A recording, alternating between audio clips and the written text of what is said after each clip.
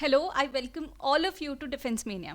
So, as you all know, serious exam में आपके लगभग 10 क्वेश्चंस पूरे के पूरे आते हैं कहाँ से? फिजिक्स से. और फिजिक्स ऐसा पोर्शन है which is believe to be the most difficult part. चाहे आप साइंस स्टूडेंट हो, नॉन साइंस के लिए तो लगभग पता नहीं है कौन से ही डेविल के इक्विवेलेंट होता है, right? But trust me, it is very easy. Physics को डेली लाइफ से जोड़ के देखो. Let us study it together. ठीक है, late us just study it together. कैसा फिजिक्स आपसे पूछा जाएगा सीरियस एग्जाम में, क्वेश्चंस देखते हैं अलग अलग टाइप्स के, and let us just solve it out together. तो फर्स्ट क्वेश्चन यहाँ पे हमारा रहेगा. Let me change the colour of the pen ताकि आपको ज़्यादा कोई दिक्कत ना आए यहाँ पे. All right. First question is, if the diameter of a capillary is doubled when the rise of water in it will be. देखो मैं आपको एक ट्रिक बताती हूँ to go through the physics, go through all the laws. ठीक है, if you wish I'll make a video on it. You can write in the comment section कि you want video on this. ठीक है, सारे जितने भी laws हैं उनको पढ़ लो, what they are saying, और फिर उनकी डेली लाइफ एप्लीकेशंस देख लो, डेली लाइफ में वो कहाँ कहाँ यूज हो पा रहे हैं. तो दैट इज इट, वहीं से सीरियस डायरेक्ट क्वेश्चन उठाता है. अभी हम देख लेते हैं. यहाँ पे बात की गई है if the diameter of a capillary is doubled when then the rise of water in it will be. मतलब देखो, आप यहाँ पे कैपिलरी डाल रहे हो, कोई ट्यूब जैसा डाल रहे हो. आपने देखा होगा कि एक राइज देखा जाता है ना, एक राइज देखा जाता है इस पर्टिकुलर ट्यूब में. ये किसकी वजह से होता है, ये भी क्वेश्चन पूछा जा सकता है. ठीक है, तो हम आसपास के क्वेश्चंस को भी कवर करते हुए चलेंगे, पूरे कॉन्सेप्ट को निकालते हुए सोचेंगे. नॉन साइंस स्टूडेंट हो फिर भी it will B dam easy for you at the end of the lecture. Trust me. बस करना ये है कि अभी सारे डिस्ट्रैक्शंस को हटा देना है और अपना पूरा का पूरा 100% of your brain energy should be utilised in this. Question एक और पूछा जाता है कि ये कैपिलरी मतलब ऐसे जो राइजिंग ऑफ वाटर होता है वो किसकी वजह से होता है. This is because of capillary. इसका सबसे बड़ा एग्जांपल फाउंटेन पेन है. ठीक है, फाउंटेन पेन का जो प्रिंसिपल होता है वो कैपिलैरिटी पर ही होता है. ठीक है, अब आप देखो, जो हाइट होती है राइस की that is inversely proportional to the radius. ठीक है, जैसे ही रेडियस बढ़ता जाएगा इस पर्टिकुलर कैपिलरी का या तो कोई भी ट्यूब का, उसकी हाइट कम होती जाएगी, कम होती जाएगी. ठीक है, ये घटेगा, ये बढ़ेगा, इनवर्सली प्रोपोर्शनल है. तो हमें क्या बोला है, डायामीटर यहाँ पे बढ़ा है. ठीक है, मतलब ये क्रॉस सेक्शन यहाँ पे बड़ा है तो हाइट कितनी हो जाएगी, कम हो जाएगी. यहाँ पे डबल हुआ है तो क्या हो जाएगा, हाफ हो जाएगा. ठीक है, समझ आ रही है चीज, हाफ हो जाएगा. अगर ये कम हुआ होता तो वाटर का राइज ज्यादा बढ़ गया होता. ठीक है, ओके, ऑल इन ऑल चीजें इक्विलिब्रियम में रहती हैं. ओके, नेक्स्ट क्वेश्चन, ये बहुत अच्छा क्वेश्चन है. ठीक है, this is very important question. If the length of a simple pendulum, pendulum आपको पता होगा, दिस इज द पेंडुलम है ना. ये पेंडुलम होता है ऐसे टू एंड फ्रो घूमता रहता है. वो क्लॉक में आपने देखा होगा, बहुत सारे क्लॉक्स में ना नोटिस किया होगा. Is halved. ठीक है, लेंथ को अब हाफ किया गया है तो टाइम पीरियड में क्या फर्क पड़ेगा. पहले तो टाइम पीरियड का फटाक से फॉर्मूला लिख लेते हैं. क्या फॉर्मूला होता है, L/G, राइट. ये हमारी इक्वेशन है. ठीक है, अब इसमें कहा है कि लेंथ कम हो रही है. देखो लेंथ के साथ तो ये डायरेक्टली प्रोपोर्शनल है ना. T is directly proportional to √L. ठीक है, तो अगर लेंथ यहाँ पे कम हुई है तो टाइम पीरियड भी कम होना चाहिए. ठीक है, कम होना चाहिए. अब ये अंडर रूट प्रोपोर्शनल है तो it will decrease by the factor. ठीक है, डिक्रीज होगा, डबल नहीं होगा, हाफ नहीं होगा, क्योंकि ये फॉर्मूला के अकॉर्डिंग 2π तो कांस्टेंट होता है. ठीक है, ग्रेविटी के टाइम पीरियड इनवर्सली प्रोपोर्शनल होता है ना, इनवर्सली प्रोपोर्शनल होता है. और लेंथ जो होता है, लेंथ क्या हो जाएगी हमारी, डायरेक्टली प्रोपोर्शनल हो जाएगी. अब देखो, एक सेकेंड नंबर का क्वेश्चन आपसे ये पूछा जाएगा, जैसे मैंने क्लॉक का आपको बोला ना, क्लॉक विंटर्स में और समर्स में क्या टाइम पीरियड शो करेगी, ऐसा क्वेश्चन आपसे पूछा जाएगा. देखो विंटर्स में क्या होता है, विंटर्स में इनकी लेंथ कम हो जाती है. ठीक है, जो मेटल होता है वो कॉन्ट्रैक्ट होता है, लेंथ छोटी हो जाती है तो टाइम पीरियड वो कम शो करेगा, वो जल्दी जल्दी टू एंड फ्रो करेगा. और समर्स में क्या होता है, ये जो लेंथ होती है पेंडुलम की वो इंक्रीज हो जाती है, उसकी वजह से टाइम पीरियड भी इंक्रीज हो जाता है. तो इस तरीके से भी क्वेश्चन आ सकता है, but the concept always remains the same. ठीक है, तो ओके, ये कॉन्सेप्ट अच्छे से समझ आ जाना चाहिए. ये वाला जो फॉर्मूला है ना, इससे बहुत सारे क्वेश्चन घुमा घुमा के बन सकते हैं. जो टाइम पीरियड होता है वो सिर्फ और सिर्फ लेंथ और ग्रेविटी पे डिपेंड करता है, बाकी कोई भी चीज पे डिपेंड नहीं करता. ठीक है, okay, nice. Next question. While catching a ball a player pulls down his hands to lower the. आपने देखा होगा, कोई भी क्रिकेट के मैचेस आपने देखे होंगे. जनरली क्या करता है जो क्रिकेटर होता है, वो कैच पकड़ने के लिए यहाँ से कैच पकड़ते हुए वो अपने हाथ ऐसे नीचे लाता है. ठीक है, अब तो ये इनवॉलंटरी आपके लिए हो चुका होता है, बट इससे क्या होता है, क्यों ऐसा करता है? This is because to lower the momentum. अब ये मोमेंटम क्या होता है, देखो, ये it derives everything from the Newton's law of motion. यहाँ पे इसका न्यूटन का फर्स्ट लॉ ऑफ मोशन है, सेकेंड लॉ ऑफ मोशन और थर्ड लॉ ऑफ मोशन. ये जो कंजर्वेशन ऑफ मोमेंटम है ना, this is the part of second law of motion. यहाँ पे आप देखोगे, फर्स्ट को एक बार गो थ्रू कर लो. फर्स्ट लॉ ऑफ मोशन क्या कहता है? An object at rest will remain at rest. मतलब जब तक आपके मम्मी पापा, आप ऑब्जेक्ट हो, आपके मम्मी पापा आपको कुछ नहीं बोल रहे हैं, तो आप सोते रहेंगे आप, unless acted on an unbalanced force. जब आपको बोलेंगे कि पढ़ ले, थप्पड़ वप्पड़ पड़ जाएगा, कोई एक्शन, कोई फोर्स आएगा, तब तक आप हिलोगे नहीं. और जब वो फोर्स लगेगा आप पे, तब आप मोशन, आपका मोशन स्टार्ट होगा कि yes now we have to study, है ना. An object in motion will continue with the constant speed and direction unless acted on by unbalanced force. वापस से कोई डीमोटिवेशन वाला फैक्टर नहीं आ जाता, तब तक आप मोटिवेटेड होके पढ़ते रहोगे. दिस इज द न्यूटन का पहला law of motion. Second law of motion जो इस क्वेश्चन का आंसर था यहाँ पे, वो क्या कहता है? F is equals to ma. मतलब जितना फोर्स इज इक्विवेलेंट टू यहाँ पे मास एंड एक्सेलरेशन. ठीक है, मास और एक्सेलरेशन, उसी में कॉन्सेप्ट आता है हमारा कंजर्वेशन ऑफ मोमेंटम का. ठीक है, मोमेंटम को हम स्मॉल p के नाम से ऐसे डिनोट करते हैं, सिंबल से डिनोट करते हैं, जिसका फॉर्मूला है mv. ठीक है, मास एंड वेलोसिटी. अब कंजर्वेशन ऑफ मोमेंटम के एप्लीकेशंस बहुत ज़्यादा इंपॉर्टेंट है. एप्लीकेशन पार्ट हर एक लॉ के आपके पता होने चाहिए. यहाँ पे मैक्सिमम लॉज के I have tried and inculcated application, और यही एप्लीकेशन 90% ऑफ टाइम पूछे जाते हैं. ठीक है, CDS के पास भी एक बहुत लिमिटेड सा सिलेबस है as far as application of sciences are concern. ठीक है, तो उन सारे एप्लीकेशंस को हम गो थ्रू कर लेंगे. फिर आप प्रीवियस ईयर क्वेश्चन से टैली कर सकते हो, हर बार वो क्वेश्चंस पूछे गए हैं. ठीक है, कंजर्वेशन ऑफ मोमेंटम का एक एग्जांपल है रॉकेट, फिर है बलून. बलून को जैसे आप छोड़ोगे, वो मतलब हवा ऐसे बाहर निकालेगा और तुरंत से ऊपर ऊपर फ्लाई करेगा. ठीक है, उतने फोर्स से ऊपर जाएगा वो. ठीक है, फिर न्यूटन का थर्ड लॉ ऑफ मोशन क्या कहता है? To every action there is equal and opposite reaction. जितना एक्शन होगा उतना रिएक्शन होगा. जैसे रिकॉइल ऑफ गन, ये सबसे ज्यादा क्वेश्चन पूछा जाता है. ठीक है, रिकॉइल ऑफ गन. ये जो पैडल ऑन वाटर, जो हम बोट से बाहर पैर रखते हैं तो बोट पीछे चली जाती है, ये भी किसका एग्जाम्पल है? न्यूटन के थर्ड लॉ ऑफ मोशन का. ठीक है, तो ये यहाँ पे होगा, ये मोमेंटम को कम करने के लिए ऐसा किया जाता है. ठीक है, मोमेंटम को कम कैसे किया जाएगा?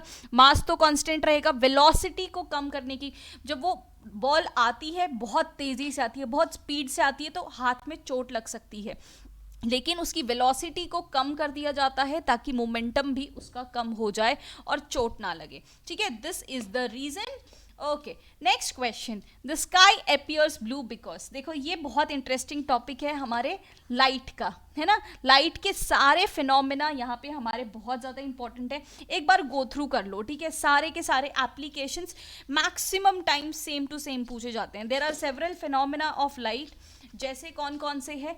Refraction of light. ठीक है, ये क्वेश्चन तो लास्ट ईयर ही अभी पूछा गया है. जस्ट अ मिनट, ये तो क्वेश्चन लास्ट ईयर ही यहाँ पे पूछा गया है रिफ्रैक्शन ऑफ लाइट का, कि फ्रीक्वेंसी फेज चेंज नहीं होता जबकि स्पीड और वेवलेंथ चेंज होती है ड्यूरिंग रिफ्रैक्शन. अब रिफ्रैक्शन क्या होता है? देखो, एक तो होता है रिफ्लेक्शन. देखो, रिफ्लेक्शन क्या होता है? जो मिरर के सामने होता है. मिरर के सामने क्या होता है? लाइट आती है, ये मिरर है, मिरर से टकरा के ये वापस चली जाती है. ठीक है, this is what reflection. But अब रिफ्रैक्शन में क्या होता है? रिफ्रैक्शन ऑफ लाइट में कि एक पानी वाली सरफेस है. ठीक है, दिस इज वाटर, तो वो बेंड, ये जो लाइट है वो थोड़ी सी बेंड होते हुए अंदर आर पार चली जाती है. ठीक है, आर पार चली जाती है, रिफ्लेक्ट होके नहीं जाती है, आर पार चली जाती है, ठीक है, with bending of light. This bending of light is known as refraction. ठीक है, तो रिफ्रैक्शन की वजह से कौन कौन से एप्लीकेशंस हमें देखने को मिलते हैं? ट्विंकलिंग ऑफ स्टार्स पूछा गया क्वेश्चन, सनराइज एंड सनसेट. ठीक है, ये हमें किसकी वजह से ऐसे दिखता है? 2 minute before the sunrise and 2 minutes after the sunset हमें सन दिखता है because of refraction of light. Bottom of water filled body appear to be raised, मतलब हमें जो भी लेक होता है उसकी एक्चुअल डेप्थ से कम डेप्थ दिखाई देती है. या तो आप कोई कॉइन, कोई सिक्का आप डाल दोगे, वो ऊपर ऊपर एपेरेंट उसकी जो डेप्थ होती है वो कम नजर आती है. क्यों? ये क्वेश्चन भी पूछे गए हैं. जो मैं एक एक सिचुएशन आपको बता रही हूँ ना, हर एक क्वेश्चन पूछा गया है. That is also because of refraction of light. फिर दूसरा फिनोमेना कौन सा आता है? Total internal reflection. पहले तो कंडीशंस पूछी जाती है. टोटल इंटरनल रिफ्लेक्शंस के लिए कौन सी कंडीशंस होती हैं? Light should travel from denser to rarer medium. ठीक है, डेंस से रेयरर मीडियम जाना चाहिए, तभी टोटल इंटरनल रिफ्लेक्शन पॉसिबल हो पाएगा. Second, angle of incidence should be higher than critical angle. ठीक है, अब ये क्रिटिकल एंगल क्या होता है समझना थोड़ा सा. ये जैसे इंसिडेंट रे है, ये डेंस हमारा है, ठीक है, रेयरर टू डेंसर में चलेगा. ये डेंसर मीडियम है, ये हमारा रेयरर मीडियम है. ठीक है, डेंसर से रेयरर मीडियम जा रही है, इंसिडेंट रे ऐसे जा रही है. ठीक है, ये हमारी इंसिडेंट रे है, ये रिफ्रेक्टेड रे. ठीक है, अब क्रिटिकल एंगल क्या होगा? क्रिटिकल एंगल ऐसा एंगल ऑफ इंसिडेंस का जिससे 90 डिग्रीज हमें एंगल ऑफ रिफ्रैक्शन मिले. ठीक है, 90 डिग्रीज हमारा एंगल ऑफ रिफ्रैक्शन मिले और उससे ज़्यादा होगा तो टोटल इंटरनल रिफ्लेक्शन होगा. ठीक है, इस इमेज को थोड़ा पॉज करके समझने की कोशिश करना. और इसके जो 2 एग्जाम्पल्स हर बार एग्जाम में पूछे जाते हैं वो है optical fibre, total internal reflection पे काम करता है, और मिराज जो डेजर्ट्स में बनता है ना, मिराज बनता है, ओयासिस बनता है, वो टोटल इंटरनल रिफ्लेक्शन की वजह से होता है. ठीक है, ये सारे बहुत सिंपल क्वेश्चंस हैं जो सीडीएस में पूछे जाते हैं.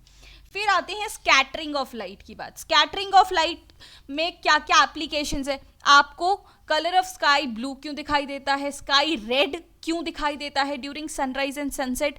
और रेड कलर कोई भी डेंजर सिग्नल या तो सिग्नल लाइट में क्यों दिखाई देता है? क्योंकि वो सबसे रेड कलर सबसे कम स्कैटर होता है और ब्लू कलर सबसे ज़्यादा स्कैटर होता है. ठीक है, तो ये सारे एप्लीकेशंस, ये डेली लाइफ एग्जाम्पल्स हैं स्कैटरिंग ऑफ लाइट के. Interference of light. Interference of light की वजह से हमें क्या दिखाई देता है? कोई भी सोप का बबल होता है ना, आप जैसे पानी की बाल्टी में आप सोप डाल दो, डिटर्जेंट डाल दो, तो सोप बबल्स बनते हैं, वो मल्टीपल कलर्स के बनते हैं. वो क्यों होता है? Because of interference of light. और फिर होता है डिस्पर्जन. डिस्पर्जन उससे formation of rainbow. Formation of rainbow बहुत इंपॉर्टेंट है. बहुत सारे प्रोसेसेस, फेनोमेना इसमें इंक्लूड होते हैं. डिस्पर्शन, रिफ्लैक्शन, रिफ्रैक्शन, ये सारे इसमें रेनबो फॉर्मेशन में होते हैं. और this is also very important. Polarisation सिर्फ अकेला ऐसा फिनोमेना है, is only phenomena which proves the transverse nature of light. ठीक है, तो ये कुछ फिनोमेना है यहाँ पे जो इंपॉर्टेंट है, आपको गो थ्रू करने हैं. यहाँ से आप सीडीएस के 10-15 क्वेश्चन उठा सकते हो. ठीक है, जो पूछे गए हैं. Same question, what is the reason for twinkling of stars? Twinkling of stars अभी अभी हमने पढ़ा था यहाँ पे. This is because of refraction. ठीक है, दिस इज बिकॉज ऑफ रिफ्रैक्शन. बहुत सिंपल है, कॉन्सेप्ट समझ में आ जाए तो क्वेश्चन तो फिर बहुत ही सिंपल हो जाता है. ओके, नेक्स्ट देखो, नेक्स्ट शॉर्ट क्वेश्चन यहाँ पे. Short sight in human eye can be corrected by, देखो this is about eye defects, है ना. This is about what? Eye defects. जो 2 टाइप के आई डिफेक्ट्स हैं, मायोपिया और हाइपरमेट्रोपिया. ठीक है, हाइपरमेट्रोपिया. ठीक है, इन 2 के बारे में हमें कितनी चीजें जाननी है कि ये क्या होता है, इसको करेक्ट कैसे किया जाता है, और इमेज कहाँ फॉर्म होती है. ठीक है, ये 3 क्वेश्चंस जान लो, you will get 100% of this concept. ठीक है, नॉर्मल विजन में क्या होता है? जो नॉर्मल आंखें होती हैं उसमें क्या होता है, हमारे आई लेंस में ऐसे लाइट ट्रैवल करती है. फिर ये है हमारा रेटिना. रेटिना पे इमेज फॉर्म होती है और वो सिग्नल्स जाते हैं ब्रेन के पास और हमें समझ में आता है. ठीक है, बट अब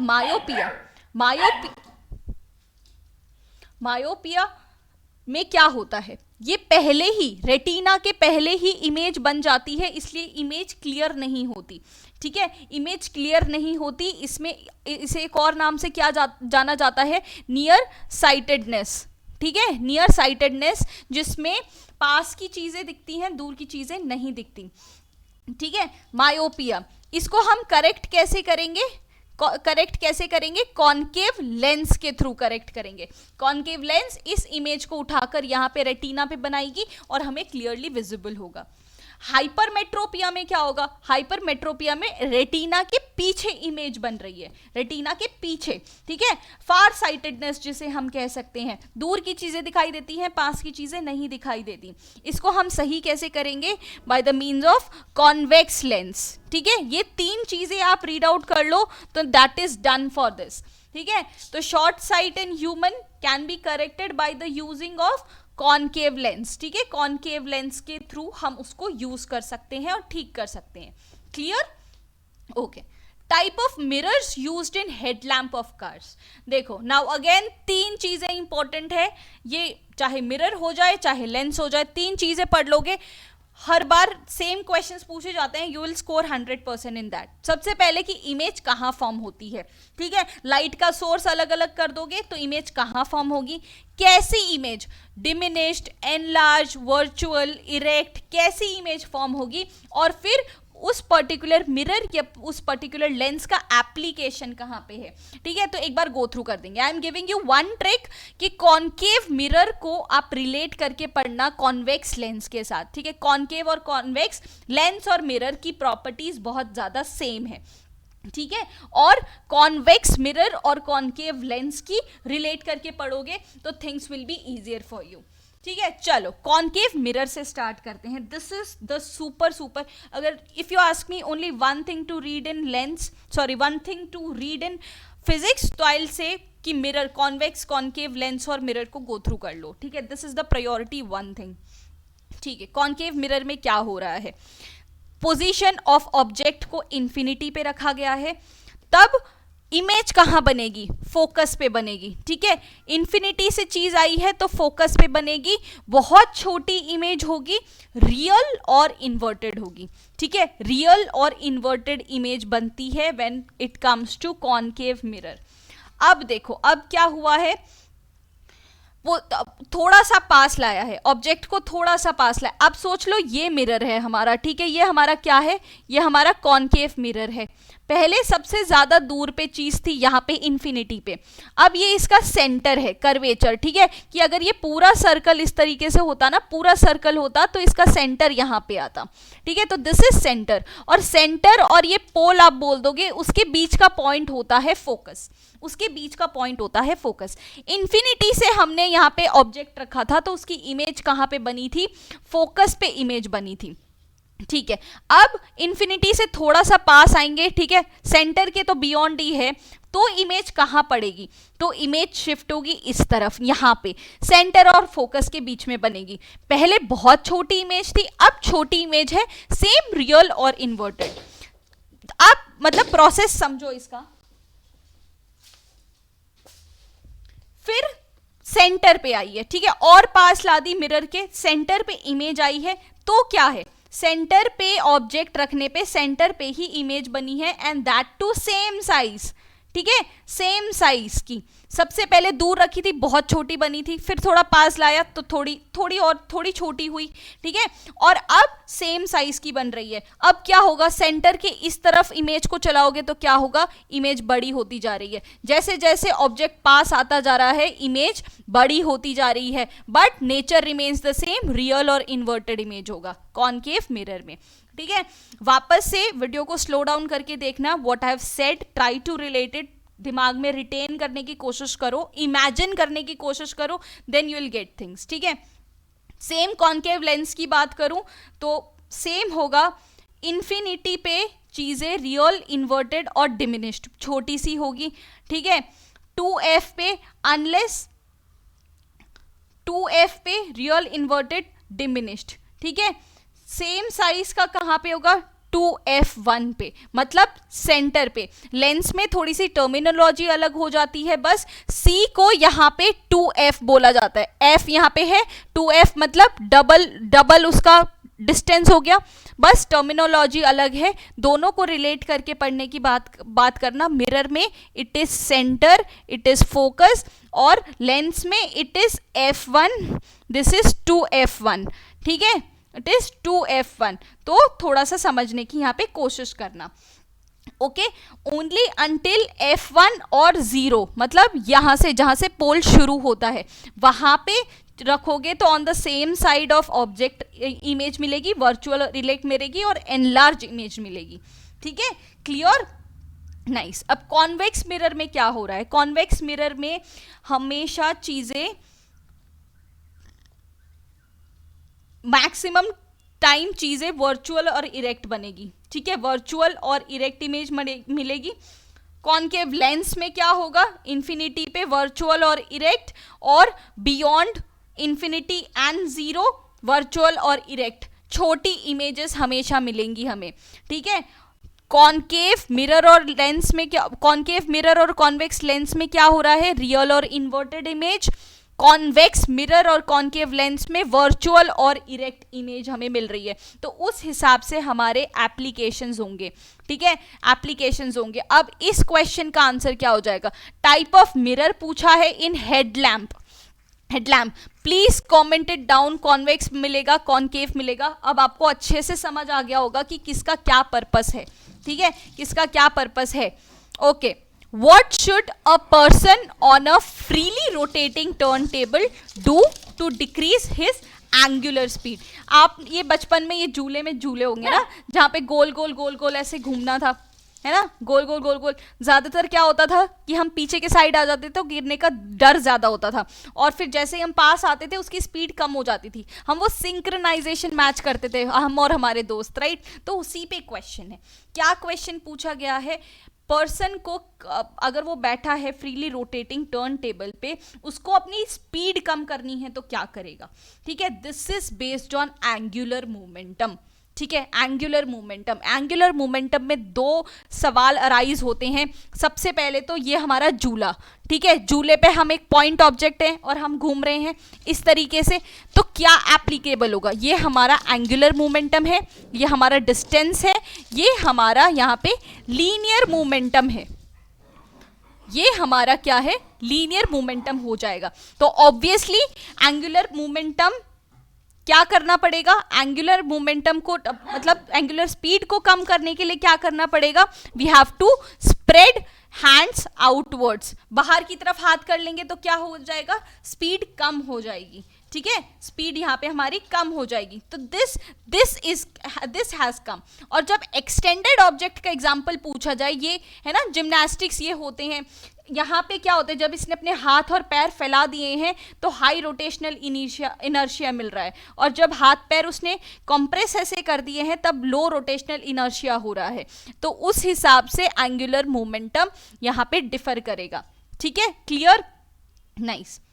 A falling drop of water, rain water acquires a spherical shape due to, मतलब जब बारिश होती है वो गोल गोल बारिश क्यों होती है? स्पेरिकल बारिश क्यों होती है? This is the most important application of surface tension. देखो, सरफेस टेंशन के एप्लीकेशन पार्ट बहुत इंपॉर्टेंट है। ये एक प्रेशर है जो कि कोई भी लिक्विड एग्जर्ट करती है, लिक्विड पे एग्जर्ट होता है, ठीक है। ये हम गरम गरम, हमें ज्यादा स्वाद क्यों आता है? Because of surface tension. ये कीड़े पानी पे चल क्यों पाते हैं? या तो हम कोई भी पिन होते हैं वो पानी पे तैरती है, वो क्यों होती है? This is because of surface tension. आप यहाँ पे रीड आउट कर सकते हो। Small insects as the water striders can walk on surface of water because their weight is very less, so that they can't penetrate the water. This is because of surface tension, कीड़े चल पाते हैं पानी पे। Second, disinfectants are mainly solutions of low surface tension, so that when we use them in the field, they can float on the water and spread onto the cells to destroy them. ठीक है, जो disinfectants होते हैं वो generally लो surface tension वाले liquids होते हैं ताकि वो हमें जल्दी रिकवर करा सके। सोप्स और डिटर्जेंट्स होते हैं वो सरफेस टेंशन पे ही काम करते हैं। वो क्या करते हैं, बेसिकली वाटर का सरफेस टेंशन कम कर देते हैं so that detergents and soap easily soak into the pores and holes. समझ आ गया? Water bubbles are round because surface tension of water provides tension to form the bubble with the water and surface tension minimizes the water bubble into the spherical shapes। ठीक है, वो गोल हो जाता है because of surface tension. या तो कोई भी छोटी नीडल या पेपर पिन वो फ्लोट करती है बिकॉज ऑफ सरफेस टेंशन। ठीक है, ये सारे एप्लीकेशंस ऑफ सरफेस टेंशन बहुत ज़्यादा इंपॉर्टेंट है। एक और पॉइंट इंपॉर्टेंट है, सरफेस टेंशन कम होता जाता है, सरफेस टेंशन कम होता जाता है विद इंक्रीज इन टेम्परेचर। ठीक है, टेम्परेचर से वो इनवर्सली प्रोपोर्शनल होता है। इस पे भी क्वेश्चन आ सकता है। Next question, when a body is taken from earth to moon. ठीक है, अर्थ पे हम थे, हम मून पे चले गए, वेरी नाइस। तो क्या फर्क पड़ेगा? हमें पूछा गया है मास और वेट के बारे में। क्या मास पे और वेट पे चेंज आएगा? देखो, mass will be constant, mass constant रहेगा, वेट डिफर करेगा। वेट कैसे डिफर करेगा? वेट डिपेंड करता है मास इनटू ग्रेविटी पे। ठीक है, mg पे। यहाँ पे हमारी ग्रेविटी कुछ भी है, मून पे जाने पे 1/6 हो जाएगी तो हमारा वेट कम हो जाएगा वहां पर। ठीक है, जैसे ग्रेविटी कम होगी वेट भी कम होता जाएगा, मास रिमेन्स द कांस्टेंट। तो क्या चेंज होगा? Mass changes? No, mass don't change. Weight changes but mass remains the same. Yes, this happens. Both change? No. Both remain same? नहीं। मास सेम रहता है, वेट चेंज होगा। वेट मून पे जाके हमारा 1/6 हो जाएगा, कम हो जाएगा। Concept should be understood properly. ठीक है, अब आप देखो, चलते चलते कुछ उदास होते हो, पत्थर पे अपना पैर मारते हो, आपको खुद ही चोट लग जाती है। This is because of what? This is because of Newton का हमारा थर्ड लॉ ऑफ मोशन। ठीक है, थर्ड लॉ ऑफ मोशन की वजह से होता है। This is because of reaction. ठीक है, इक्वल एंड अपोजिट रिएक्शन हमने पढ़ा था, this is the reason. Okay, अब देखो, this is nice question.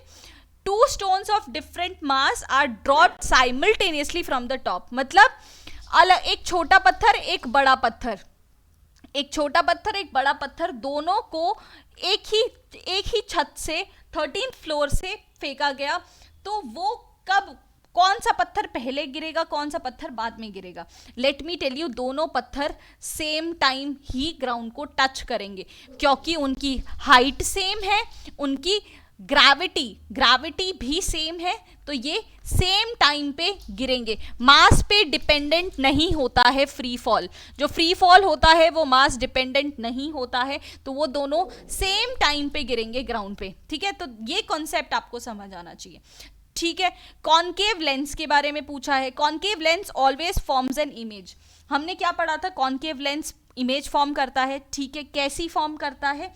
Virtual and erect. Concave lens. और कॉन्वेक्स लेंस की बात करें तो कॉन्वेक्स लेंस कैसी? रियल और इन्वर्टेड इमेज फॉर्म करता है, रियल और इन्वर्टेड इमेज। ठीक है, ओके।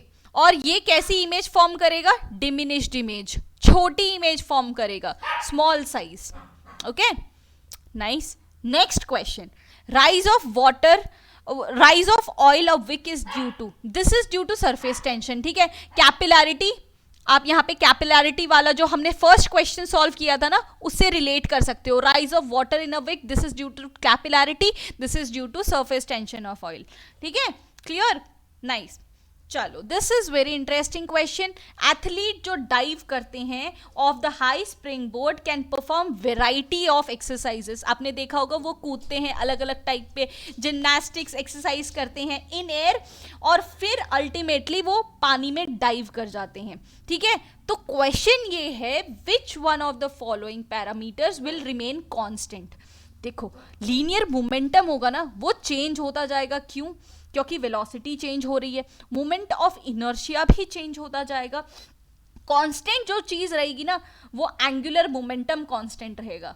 ठीक है, एंगुलर मोमेंटम कांस्टेंट रहेगा this is the biggest example of conservation of angular momentum. ठीक है, एथलीट का एंगुलर मोमेंटम यहाँ पे कंजर्व रहेगा, कांस्टेंट रहेगा. ठीक है, जब भी वो ऐसे जिम्नास्टिक्स करते हैं और देन वो डाइव करते हैं.